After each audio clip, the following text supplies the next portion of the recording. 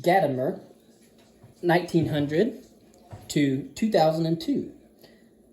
Phenomenology and existentialism dominated continental philosophy in the first half of the 20th century. The second half saw diversification of interests, one of the first being Hans Georg Gadamer's theory of hermeneutics.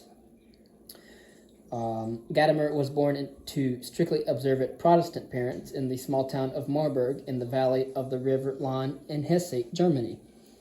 His mother died when he was aged 4, leaving him to the tutelage of his uncompromising father. He was brought up in Breslau in the Prussian region of Silesia, where his father had taken a post as a professor of chemistry. Soon after beginning his university studies, Gadamer returned to study in Marburg, where his father had been appointed to the professorship of pharmacy.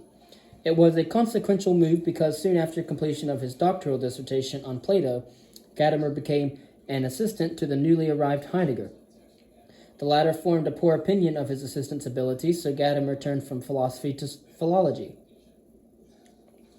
Gadamer's work for his habilitation thesis, again on Plato, restored Heidegger's good opinion of him, and a close, if not always easy, relationship ensued, with Gadamer holding teaching posts at Marburg, Kiel, and Leipzig universities over the next 2 decades before succeeding Karl Jaspers in the chair of philosophy at Heidelberg.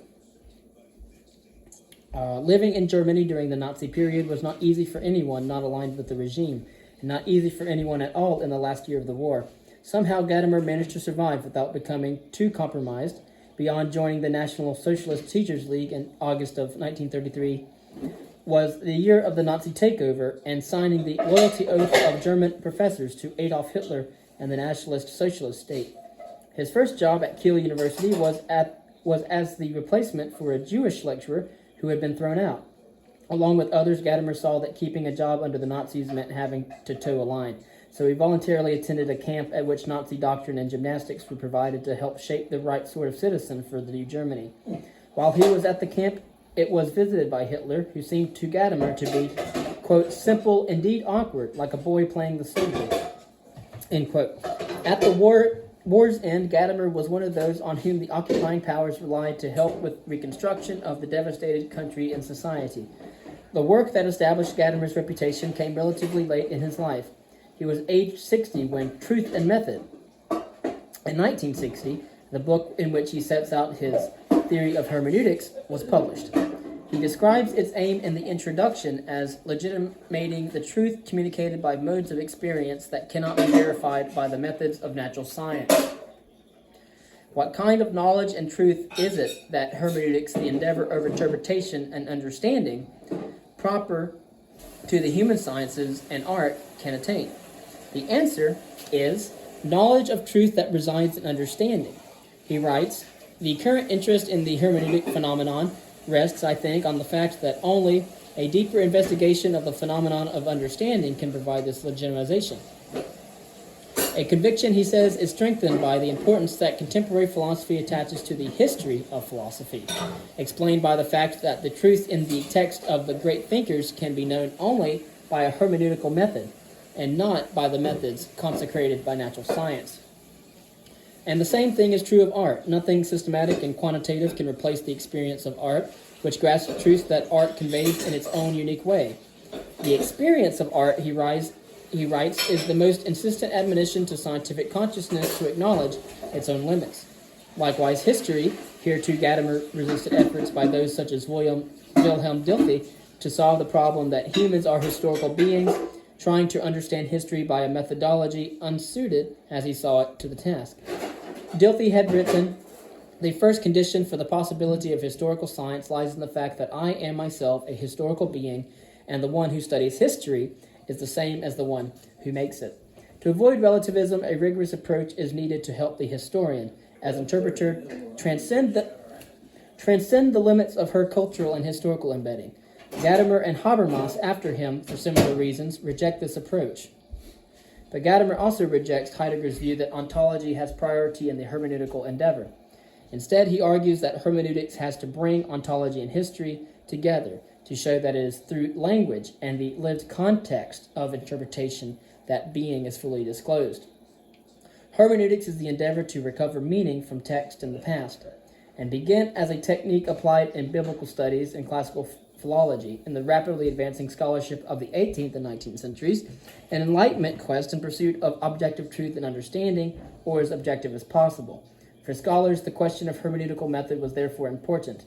Dilthey broadened its application to the human sciences in general and argued that it involved going from outside in, from the outside of other people and their cultures or civilizations to their inner consciousness by means of the external signs they offer: speech, their writing, their behavior, their artistic productions, and their deeds.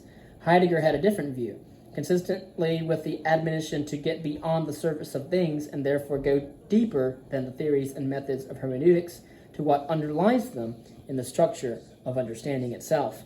He rejected the established idea of the hermeneutic circle, the idea that in any meaning structure, the parts and the whole are mutually and independently interpretive, and argued that the possibility of understanding anything involves having to have already understood it, in the sense that the very basis of our being able to understand anything at all requires us to be in the world with that thing. At the ontological level, therefore, the possibility of understanding is already there, and hermeneutics is the process of making the structure of this aspect of the ontological foundation explicit. Gadamer sought to take further the idea that human beings are, in the most basic aspects of their nature, constitutively given to understanding, and to determine the capabilities and capacities and limitations of that endowment. He takes art especially as revealing of the nature of truth, for it demonstrates that truth is an event, something that happens as we are drawn into a realization that art presents us with something beyond ourselves. It is not a matter of applying criteria, laying a measure against the work of art, and judging its worth from an objective standpoint. The idea that truth is something that happens is key. His concern is to show not what we do or what we ought to do, but what happens to us over and above our wanting and doing in the process of interpreting. The account is not subjectivist. Gadamer rejected the subjectivist standpoint of earlier hermeneutical theory. Rather, it turns on the idea that in encountering truth, we are taken out of ourselves into something larger, as happens when we play. Think of playing tennis or chess. When we are caught up in the act of playing, a situation in which the game takes over the player's consciousness and, as it were, plays itself through him.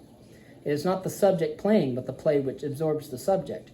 This does not mean that the player becomes an unaware pawn in the game's playing of itself. It means rather that the subject is effortlessly involved, very like the idea of the Zen mode of playing tennis, where self-consciousness does not obtrude to render the activity spontaneous and enforced.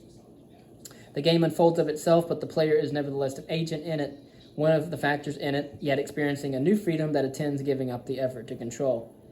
In playing the game, the player presents herself as a participant with a view not to winning, but purely to being in the game and to furthering the task of the game itself.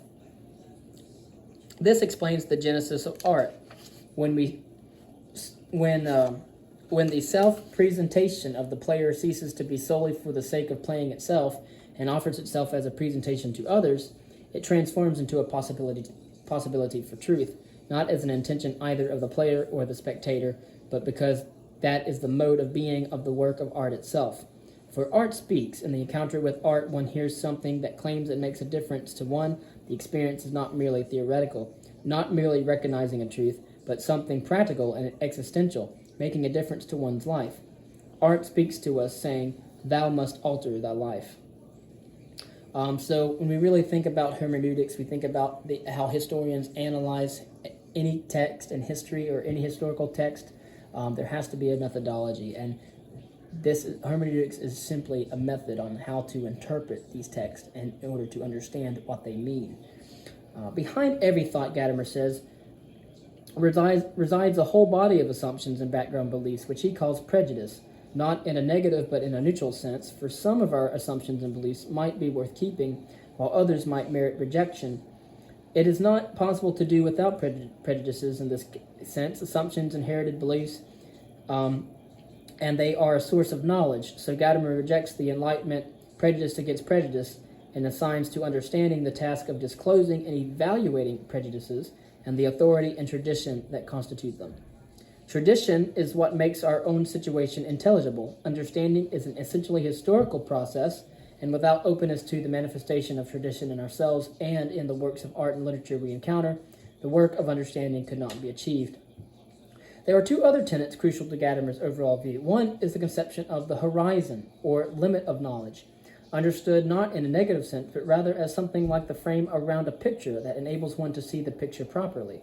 When one's own horizon fuses with that of another, say, of a text, one sees beyond what is close at hand, not in order to look away from it, but to see it better, within a larger whole and in a truer proportion. The other tenet is that human nature is fundamentally linguistic. Language is a medium where I and world meet, or rather manifest our original belonging together. Some critics took Gadamer to be impugning science, others that he was opposing the kind of scientism that a positivist outlook can unwittingly prompt. One of the former critics was Jürgen Habermas, who understood Gadamer to be saying that truth is directly opposed to method, in the sense of scientific method. He also faulted Gadamer for failing to take into account the power of ideology in his discussion of tradition and authority, which requires that Habermas critique, not acceptance. Gadamer replied that this was to fall prey to the modernist fallacy that subjects can free themselves from the past, whereas it is instead the case that such legacies cannot be rejected wholesale, but have to provide the starting point for the process of understanding. Even from so condensed an account of Gadamer's principal themes, one can see how they entered into his wide-ranging practical contributions to debates about education, European ideals, the humanities, and the promotion of mutual understanding between different cultures. As a result, his ideas have been influential in fields outside academia, in medicine, architecture, law, and environmental concerns. He lived to the age of 102 and was still at work when he died. The second figure that we will cover is Ricoeur, 1913 to 2005. Hermeneutics found a second champion in Paul Ricoeur, a younger contemporary of Gadamer. Ricoeur was orphaned very young. His mother died shortly after his birth, and his father was killed in the Second Battle of Champagne in September of 1915. His family were Huguenots, and the grandparents who brought him up were assiduous in their study of the scriptures, which encouraged bookish and studious habits in them, of obviously religious texts. He attended the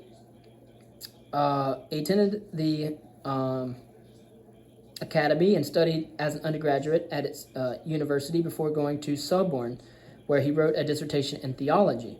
The advent of war resulted in a further lengthy period of study and prison camp after being drafted into the army and captured. The Officerlager, in which he spent the next 5 years, organized itself into such a rigorous center of study that the French Vichy government gave it decree awarding status. There he made a close study of Karl Jaspers, the psychiatrist and religious thinker, and translated Husserl's Ideas 1.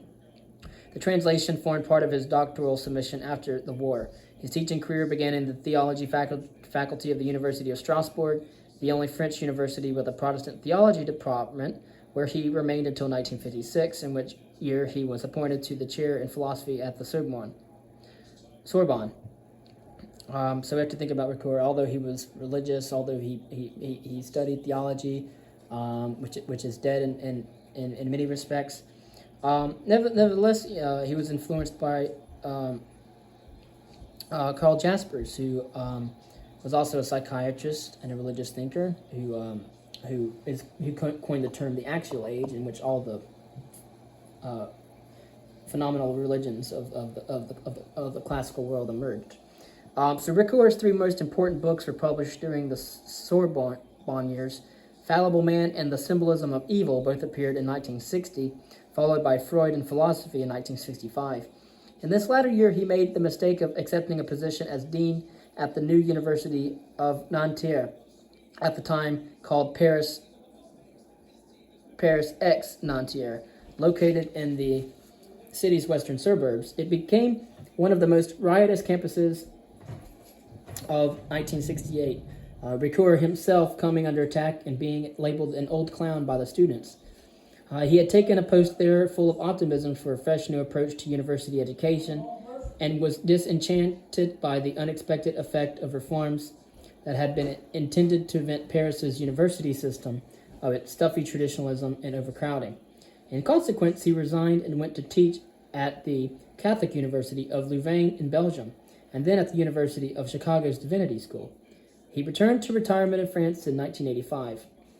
With a background such as this, Ricoeur would seem to belong to the same category of thinkers as Soren Kierkegaard, Karl Jaspers, and Emmanuel Levinas, that is, thinkers who find their solutions in some form of theological or theistic commitment.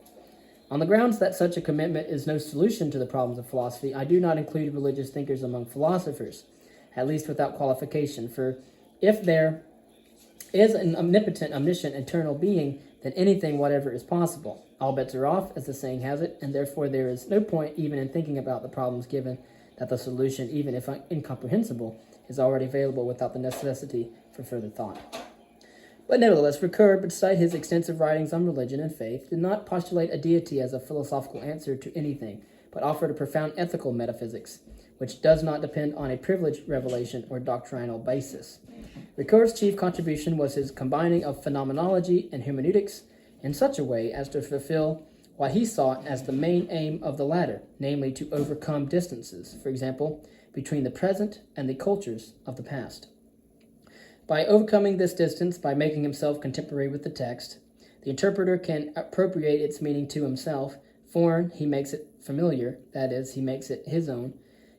It is the growth of his own understanding of himself that he pursues through his understanding of others.